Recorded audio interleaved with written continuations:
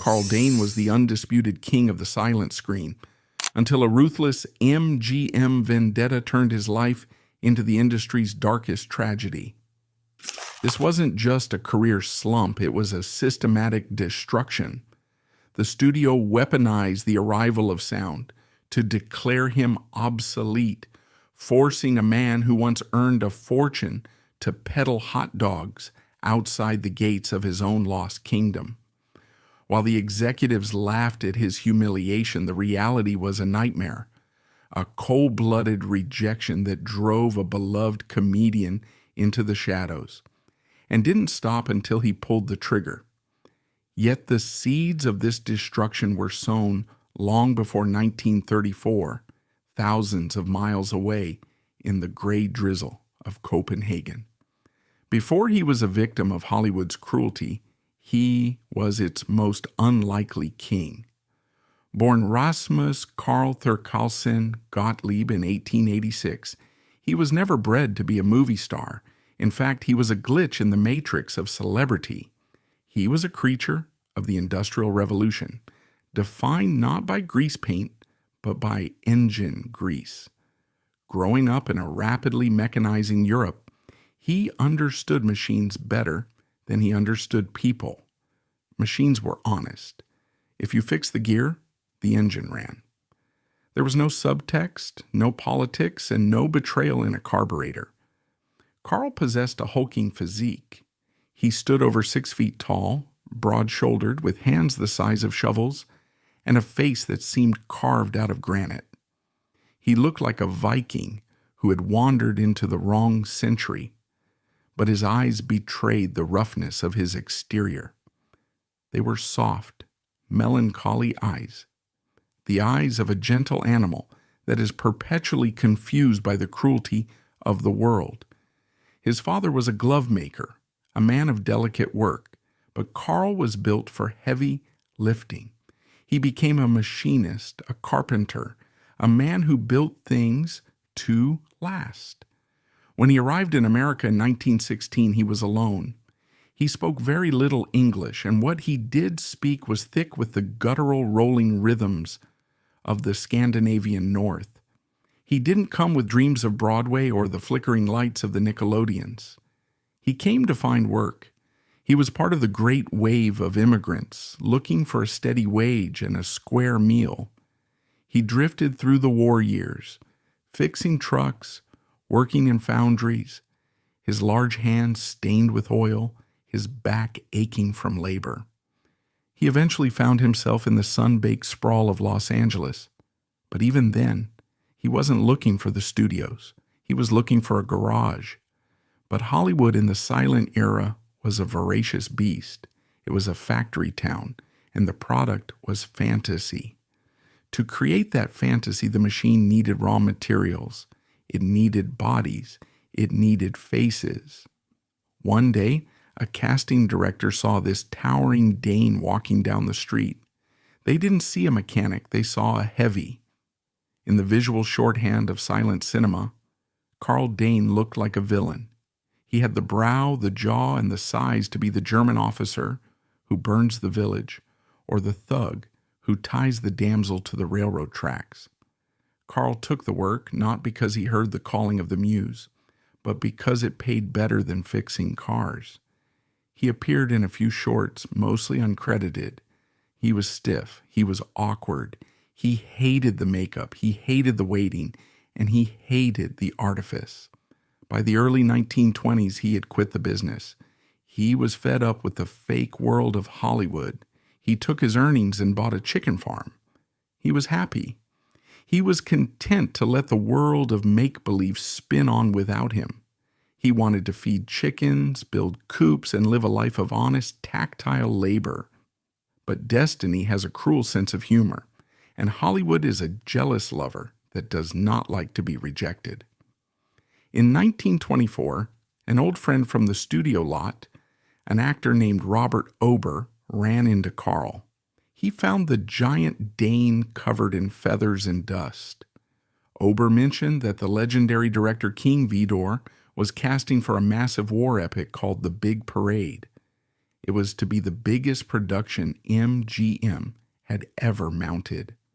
They were looking for a specific type, a raw, authentic, physically imposing man to play Slim, a tobacco-chewing, slow-witted, but deeply lovable American soldier. Karl refused. He pointed to his chickens. He told Ober he was done with the movies. "I'm a farmer now," he said in his thick accent. But Ober persisted. He dragged Karl to the studio. Karl walked into the audition room, dusty, tired, and annoyed. He stood there, shifting his weight, looking at the floor, wishing he was anywhere else. King Vidor took one look at him and knew he had found gold. Vidor didn't want an actor who could play a simple, good-hearted giant. He wanted the real thing. He saw the awkwardness in Karl's posture. He saw the gentle confusion in his eyes. He saw a man who didn't know how to pose, and that made him perfect. Vidor cast him on the spot. Karl tried to quit the first week of filming, terrified of the camera, but Vidor coaxed him back. The Big Parade, released in 1925, was not just a hit. It was a cultural phenomenon. It was the Gone with the Wind of the silent era. It stayed in theaters for months. It grossed millions. And while the lead actor, John Gilbert, was the romantic hero, it was Karl Dane who stole the hearts of America. There is a specific alchemy to silent film that is difficult to understand today. Because the actors couldn't speak, the audience projected their own voices, their own emotions onto the characters. Karl Dane became a vessel for the audience's affection. In the film, he played Slim, a working-class construction worker who joins the army. There is a legendary scene where Slim, hunkered down in a trench under fire, tries to figure out a polite way to spit his chewing tobacco without hitting his fellow soldiers. The comedic timing, the innocence in his face, the sheer physical comedy of this giant man trying to be mannerly in a war zone, it brought the house down. When the film premiered at Grauman's Egyptian Theater, the audience didn't just laugh, they roared. They fell in love. Critics raved. Variety called him the screen's greatest discovery. The New York Times praised his naturalness. Overnight, the chicken farmer who wanted to be left alone was the most famous comedian in the country. MGM realized they had a gold mine. They signed Karl to a long-term contract. $75 a week quickly became $500, then $1,500. Louis B. Mayer, the tyrannical head of MGM, patted Karl on the back and called him family. The studio paired him with a diminutive British actor named George K. Arthur. It was a classic visual gag, the giant and the shrimp. They became the Dane and Arthur duo, a precursor to Laurel and Hardy. They churned out hits, Rookies, Detectives, Brotherly Love. The formula was simple. Karl was the bumbling but strong giant. Arthur was the clever but weak sidekick. It worked every time. The money poured in. Karl Dane bought the big house in Beverly Hills. He bought the imported cars. He wore tailored suits that struggled to contain his massive frame. He fell in love and married a Russian actress named Thais Valdemar. He lived the life of a king. He believed the lie. He believed that Hollywood loved him. He believed that his success was based on who he was, his heart, his face, his spirit. He didn't realize that Hollywood only loved his silence. As long as he didn't speak, he was perfect. To the audience, Slim sounded like a Brooklyn construction worker, or a Midwest farm boy, or whatever they wanted him to sound like. His silence was a blank check. His heavy Danish accent, his broken grammar, his struggle with the English language. None of it mattered. The inner titles on the screen spoke for him in perfect, witty English. Karl was living in a bubble of golden silence. He was a mechanic who had been handed the keys to a kingdom he didn't build and didn't fully understand. He was generous with his money, trusting with his friends, and naive about the business. He thought the party would never end. He thought he had finally found a machine that wouldn't break down. But in 1927, across town at Warner Brothers Studio, a different kind of machine was being tested. It was a machine that recorded sound. The film The Jazz Singer was released, and for the first time, an actor on screen opened his mouth and the audience heard him speak. "You ain't heard nothing yet," Al Jolson shouted. It was a prophecy. And for Karl Dane, it was a death sentence. The transition was slow at first, a curiosity. MGM, the most prestigious studio, resisted the talkies for a while. They thought it was a fad. Karl Dane continued to make silent comedies, and the audiences continued to laugh. But the tide was turning. By 1928, the writing was on the wall, or rather the sound was in the air. Karl began to feel the shift. On the set, people whispered. Directors began to look at him differently. They looked at his throat, not his face. He was still the king of comedy, but the kingdom was shrinking. He was a dinosaur watching the meteor streak across the sky, admiring its brightness, unaware that it was coming for him. He was happy. He was rich. He was loved. He had forgotten the chicken farm. He had forgotten the grease. He stood on the precipice of the greatest tragedy in Hollywood history, smiling his goofy, lovable smile, deaf to the rumbling of the earth beneath his feet. In the winter of 1928, Karl Dane stood on the balcony of his Beverly Hills estate, looking out over the glittering lights of Los Angeles. He held a glass of expensive champagne in his massive, callus-scarred hand. He was 42 years old, and he had everything a man could want. He had conquered a new country, he had conquered a new language, and he had conquered the hearts of millions. He was the golden giant. He was untouchable. But inside the executive offices of MGM, a file was being reviewed. A young producer, tasked with evaluating the studio's roster for the upcoming sound revolution, had placed a red mark next to the name Karl Dane. The note in the margin was short, brutal, and prophetic. It didn't mention his talent. It didn't mention his box office receipts. It simply read, "Voice unsuitable, action required." The mechanic had fixed his life, but he couldn't fix his voice. And the machine he had served so faithfully was about to chew him up. The silence was ending. And when the noise began, the laughter would stop. The year 1927 arrived in Hollywood like a whisper, but it ended like a scream. While Karl Dane was busy counting his money and reading scripts that contained no dialogue, a seismic shift was occurring a few miles away on the Warner Brothers lot. It was a technological earthquake that would level the landscape of cinema, burying the giants of the silent era under the rubble of progress. When The Jazz Singer premiered in October 1927, it wasn't a masterpiece of storytelling. It was a clumsy, melodramatic film. But it had one thing that mattered. Al Jolson opened his mouth and sound came out. Not music, not sound effects, but speech. The audience gasped. Then they cheered. In that moment, the entire vocabulary of the art form changed. The pantomime was dead. The era of the voice had begun. For MGM, the Tiffany of studios, this was a crisis. Louis B. Mayer and his boy wonder production chief Irving Thalberg had built their empire on the faces of silent gods.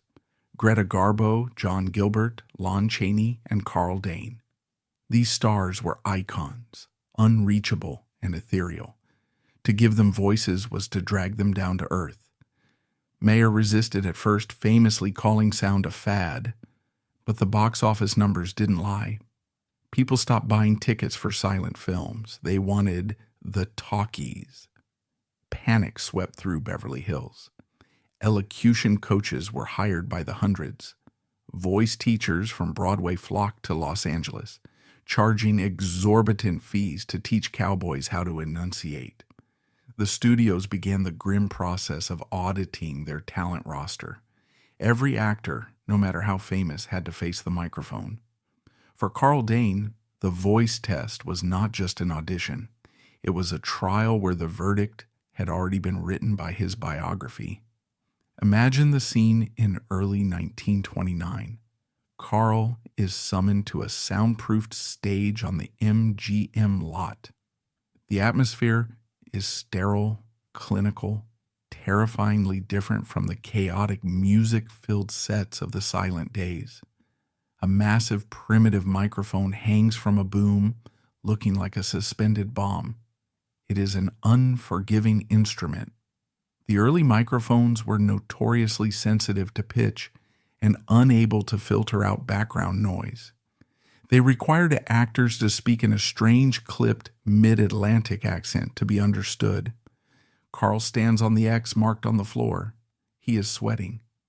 His large hands, so expressive in pantomime, hang uselessly by his sides. In the control booth, behind a wall of glass, sit the executives, the men who had slapped his back at parties, the men who had called him a genius. Now they are judges. "Go ahead, Karl," a voice crackles over the intercom. "Just read the lines." Karl takes a breath. He looks at the script. It is likely a scene from a drawing room comedy or a gritty war drama, filled with American slang. He opens his mouth, and the illusion dies. Karl Dane did not sound like Slim. He did not sound like the all-American doughboy who had charmed the nation. He sounded like a confused immigrant from Copenhagen. His voice was deep, yes, but it was thick with the guttural, rolling rhythms of the Danish language. He struggled with the hard American R's and W's. His cadence was halting. He sounded heavy. He sounded foreign. But the problem was deeper than just an accent. In the 1920s, a foreign accent wasn't necessarily a career killer if you looked the part. Greta Garbo had a Swedish accent, but she played mysterious European seductresses, so it enhanced her allure. Maurice Chevalier had a French accent, but he played charming lovers, so it was an asset. Karl Dane's tragedy was one of cognitive dissonance. He looked like a rugged American working man. He played cowboys, soldiers, and detectives. When the audience looked at his face, they expected to hear Gary Cooper. Instead, they heard a man who sounded like he had just stepped off a boat in the North Sea. The disconnect was jarring. It broke the spell. Inside the control booth, the executives exchanged glances. They didn't hear a man trying his best. They heard a broken product. One producer reportedly muttered, "He sounds like a deaf mute trying to scream." Another said, "They won't laugh with him, they'll laugh at him, and not in the way we want." The feedback was brutal and immediate. MGM didn't offer him speech therapy. They didn't try to recast him as a villain. They simply looked at the bottom line. Karl Dane was making $1,500 a week. That was star money. In the new economy of sound, he was a liability. The studio began to dismantle him. They broke up the Dane and Arthur comedy team. George K. Arthur, being British and diminutive, had a voice that matched his appearance. He could survive in smaller roles, but Karl was left adrift. They put him in a few early talkies, almost as a test. In Navy Blues, his dialogue was pared down to the bare minimum. He was reduced to grunts and short sentences. The reviews were unkind. Critics, who had once praised his naturalness, now called him incomprehensible. The audience, once his greatest ally, began to turn. They didn't hate him, they just felt awkward watching him. It was like watching a magician whose trick has failed. You don't boo, you just look away in embarrassment. Then came the meeting. It was 1930. The Great Depression had crashed into America just months earlier. The stock market had collapsed, and the studios were looking to shed costs. Karl Dane's contract was up for renewal. He walked into the office of the MGM executives, wearing his best suit, perhaps still believing that his physical comedy could save him. He had been the king of comedy for 5 years. Surely that counted for something. It counted for nothing. "We're letting you go, Karl," they told him. No gold watch, no fanfare, just a termination of services. They explained that he didn't fit the new direction of the studio. The implicit message was clear. You are obsolete technology. You are a silent movie in a talking world. Karl Dane walked out of the Hallberg building into the bright California sunshine. He was 44 years old. He was unemployed, but he wasn't destitute, not yet. He had savings. He had his mining investments. He had his pride. He refused to believe it was over. He told friends, "I will go to another studio. Paramount will take me. RKO will take me." He believed that talent was a currency that held its value. He didn't realize that in Hollywood, talent is fiat currency. It only has value as long as the studio says it does.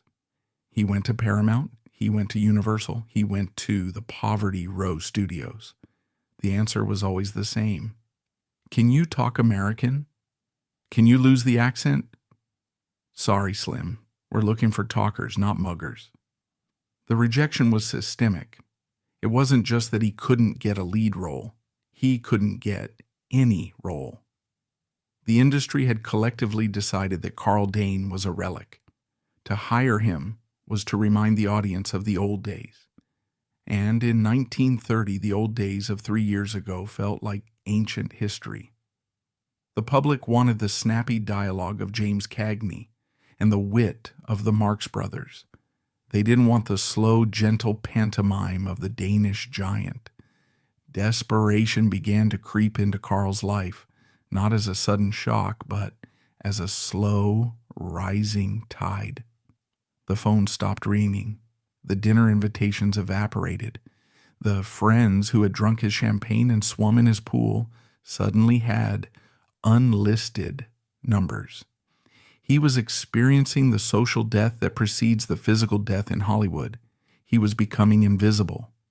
To combat the silence, Karl tried to reinvent himself.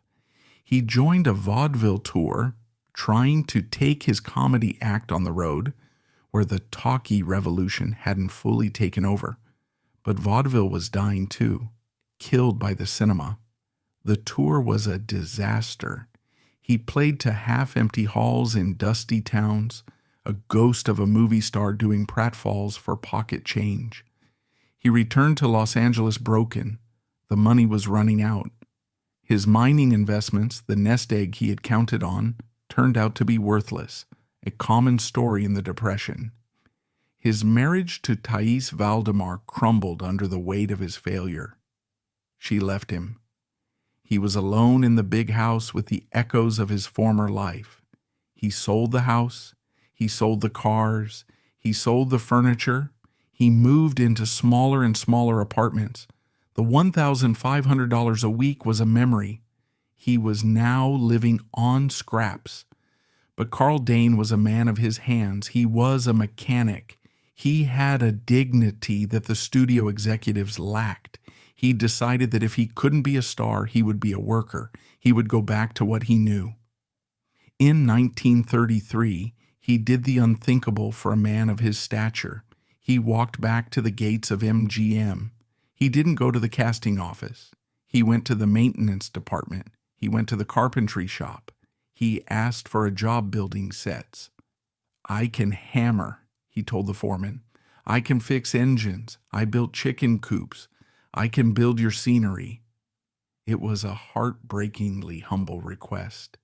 He was willing to build the fake worlds he was no longer allowed to inhabit. He was willing to stand in the shadows and hold the lights for the new stars. He just wanted a paycheck. He just wanted to be part of the family again. The foreman recognized him. How could he not? This was Slim. This was the guy who made him laugh until he cried in the big parade. The foreman was likely moved. He might have even wanted to hire him. But the word came down from the top. No, The reasoning was cruel in its logic. The executives felt that having a former movie star working as a carpenter would be distracting. It would be bad for morale. It would be a constant reminder of the fragility of fame. Imagine Clark Gable or Joan Crawford walking onto a set and seeing Karl Dane sweeping the floor. It would terrify them. It would shatter the illusion that stars are immortal gods. So, to protect the egos of the living stars, the fallen star was denied a living wage. "We can't hire you, Karl," they said. "It wouldn't be right." Karl Dane stood outside the carpentry shop, his tool belt in his hand. He looked at the sound stages, massive windowless hangars where the air conditioning hummed and the new gods of Hollywood were speaking their lines into the microphones that had killed him. He realized then that he wasn't just unemployed. He was exiled. He was a leper in the colony he helped to build. He walked away from the studio lot, his shoulders slumped, his shadow long on the pavement. He had tried to be an actor. He had tried to be a businessman. He had tried to be a carpenter. The world had said no to everything, but he had one idea left. It was a small idea, a humble idea, an idea born of hunger and a desperate need to be seen. He had a little money left, enough to buy a cart, enough to buy some frankfurters and buns. If they wouldn't let him in the studio, he would stand outside. If they wouldn't give him a job, he would make his own. The night before he bought the hot dog stand, Karl Dane sat in his small rented room. He took a pen and paper and sketched a logo. It was simple. It probably said Karl's or the Dane's Dogs. He wasn't doing this ironically. He wasn't doing it as a performance art piece to shame the studio. He was doing it because he was a man who needed to work.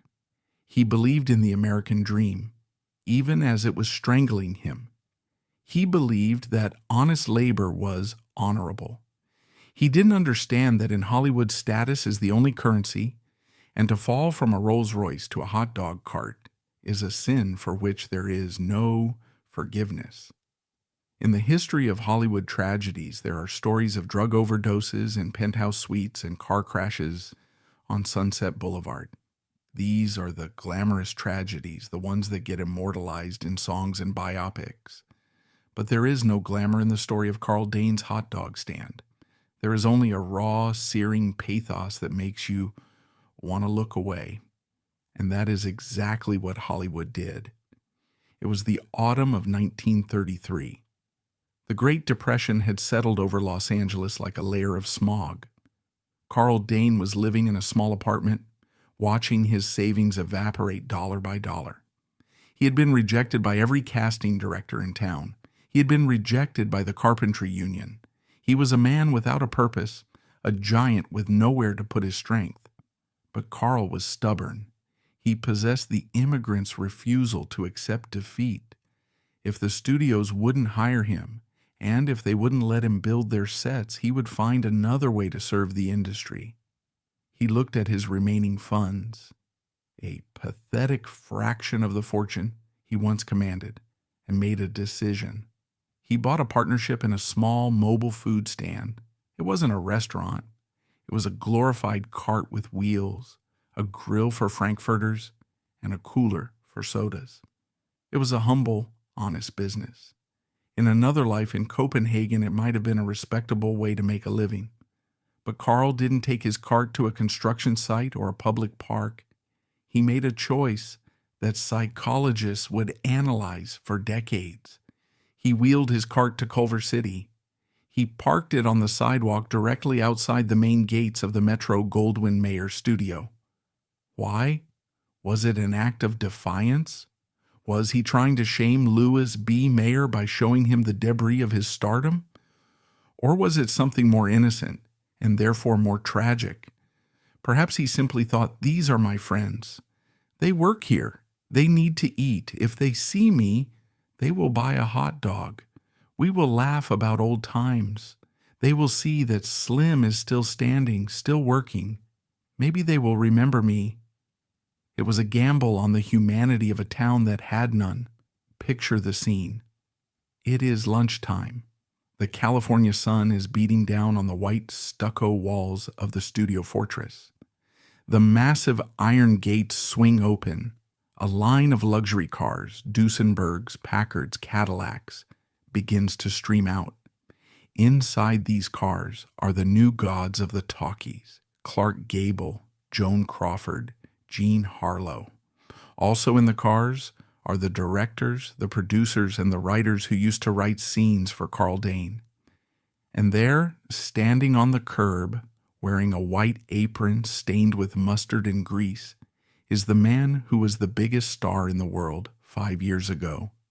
He is flipping sausages. He is smiling that sad, lopsided smile. He is waving a pair of tongs. "Hot dogs," he calls out in his heavy, booming Danish accent. "Get your hot dogs here. Best in town." The reaction from the passing cars was not warmth. It was horror. In Hollywood, failure is treated like a contagious disease. It is the one sin that cannot be forgiven. To see a fallen star's bad luck, it is a reminder that the pedestal is slippery, that the fame is rented, not owned. To acknowledge Karl Dane was to look into the mirror of their own possible future. So they didn't stop. They rolled up their tinted windows. They looked straight ahead. They pretended to be engrossed in conversation. They accelerated past the cart, leaving Karl in a cloud of exhaust fumes.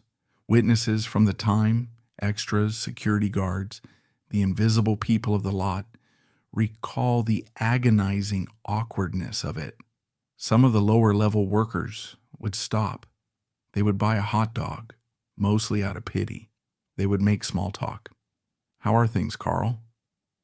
"Good, good," he would say, his optimism heartbreakingly intact. "Business is picking up. I'm thinking of expanding." But the people who mattered, the people Karl was performing for, ignored him. Or worse, they mocked him.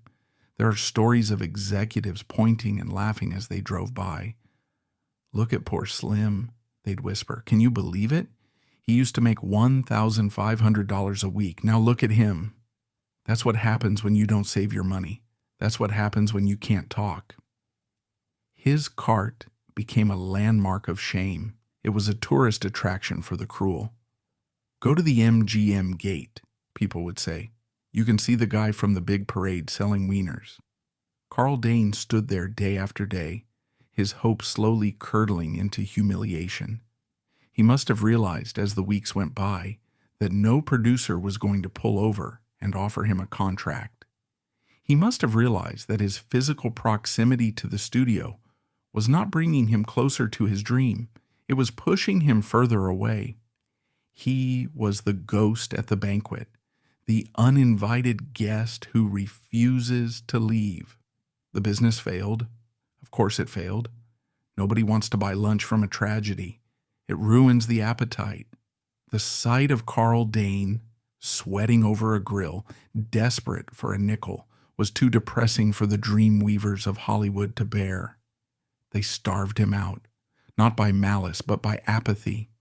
By the early months of 1934, the cart was gone. Karl Dane retreated. He had played his last hand. He had offered his labor, his service, and his food. The industry had rejected it all. He moved into the small apartment on Burnside Avenue. He was no longer the optimistic immigrant. He was a broken man. The rejection at the gates was different from the rejection in the casting office. The casting office rejected his voice. The hot dog stand rejected his existence. It told him that he wasn't even worth a nickel.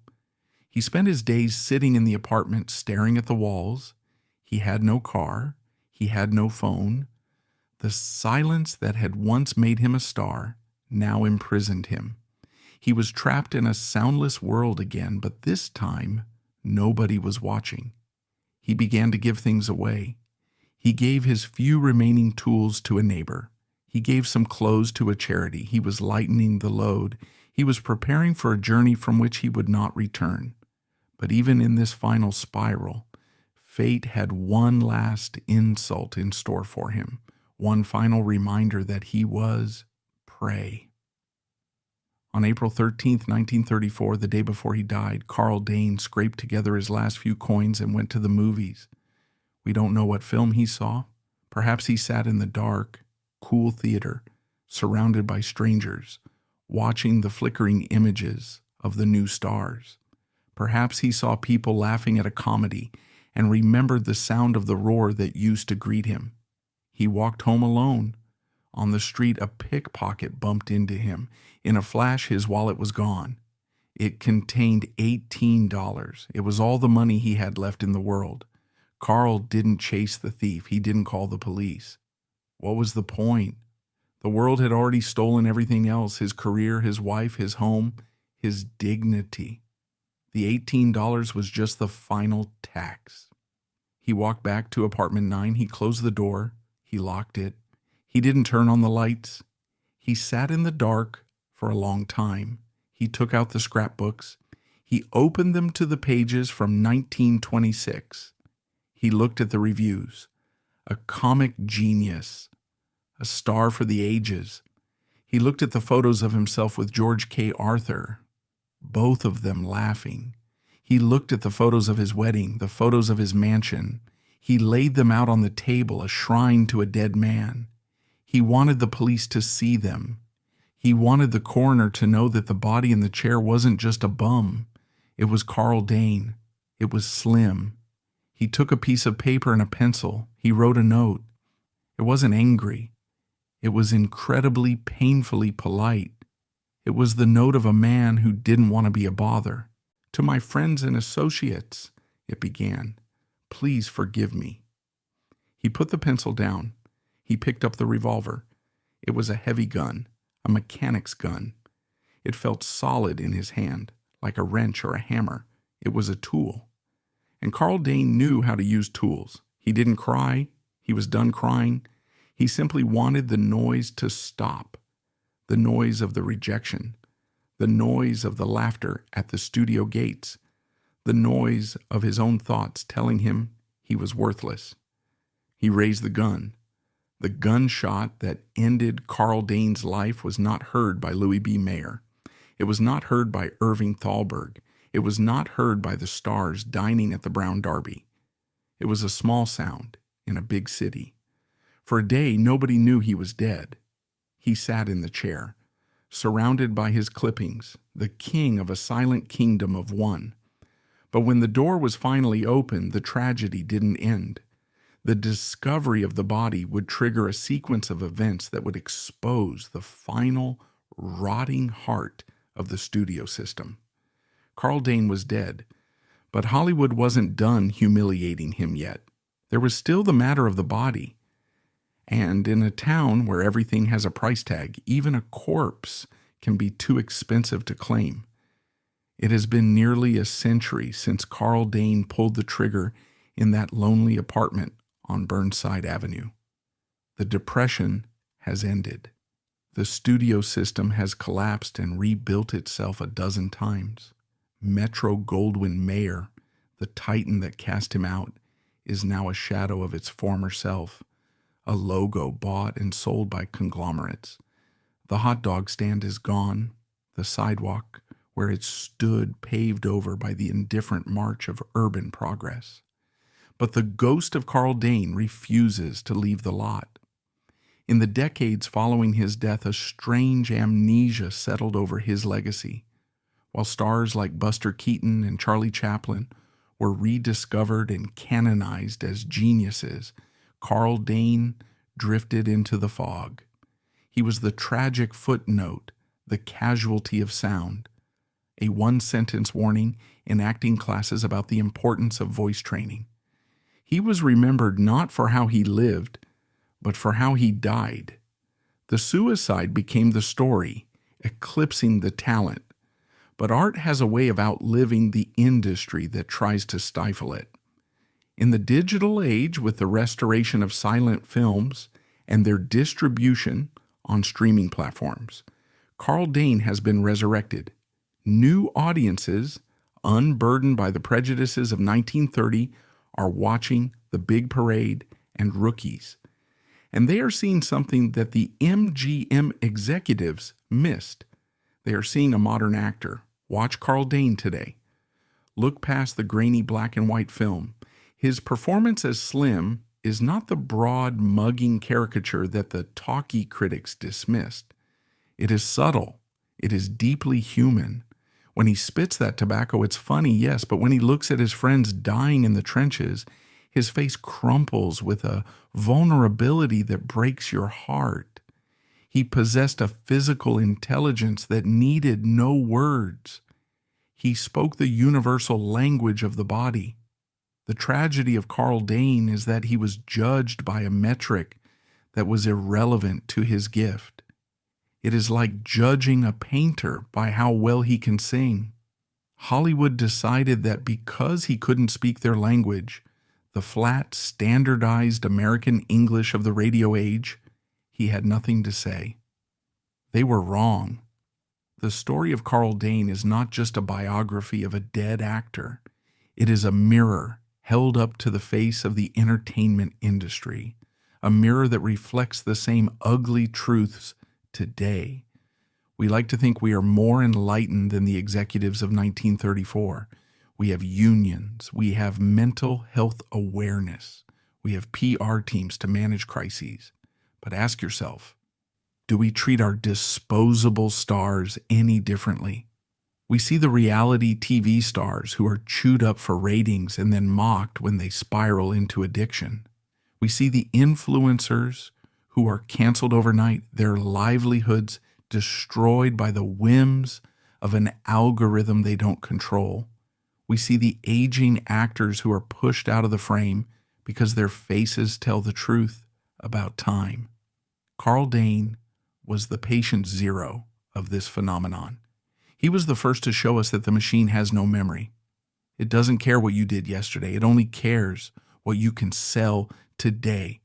And if you can't sell, you are invisible. The image of him at the hot dog stand remains the most powerful symbol of this cruelty. It is a secular station of the cross. It represents the ultimate humiliation, the creator forced to beg from the consumers. It is the artist reducing himself to a servant just to be near the temple that evicted him. But there is another way to look at that hot dog stand. Perhaps it wasn't just desperation. Perhaps it was dignity. Karl Dane didn't steal. He didn't beg for handouts. He didn't rob a bank. He worked. He put on an apron, fired up a grill, and tried to feed people. In a town built on smoke and mirrors, on lies and facades, Karl Dane was doing the only honest thing on Culver Boulevard. He was offering something real, food, in exchange for an honest coin. The shame belongs to the people in the limousines. It belongs to the stars who were too insecure to look a fallen brother in the eye. It belongs to the system that valued polish over substance. Karl Dane standing by his cart is not a figure of pathetic failure. He is a monument to the resilience of the human spirit, standing tall until the very last moment when the weight became too much to bear. In 2010, a group of film historians and fans gathered at Hollywood Forever Cemetery. They weren't there to mourn a suicide. They were there to celebrate a life. They laid flowers. They watched clips of his films projected on a screen. And for the first time in 80 years, a crowd gathered around Karl Dane not to judge his accent or pity his poverty, but to laugh. They laughed at his pratfalls. They laughed at his expressions. They laughed with a pure, unadulterated joy that he had worked so hard to create. And in that laughter, Karl Dane finally got his ending. It wasn't the ending MGM wrote for him. It wasn't the ending the coroner wrote. It was the ending he deserved. He is no longer the man with the gun. He is Slim. He is the giant with the gentle heart. He is the mechanic who fixed our sadness, even when he couldn't fix his own. The next time you watch a movie and you see an actor in the background or a comedian whose time has passed, Remember Karl Dane. Remember that behind the image is a person who just wants to be invited to the table. And remember that the most dangerous weapon in Hollywood isn't a gun, it's silence. Karl Dane is silent no more. The gates are open and the clown has finally come home,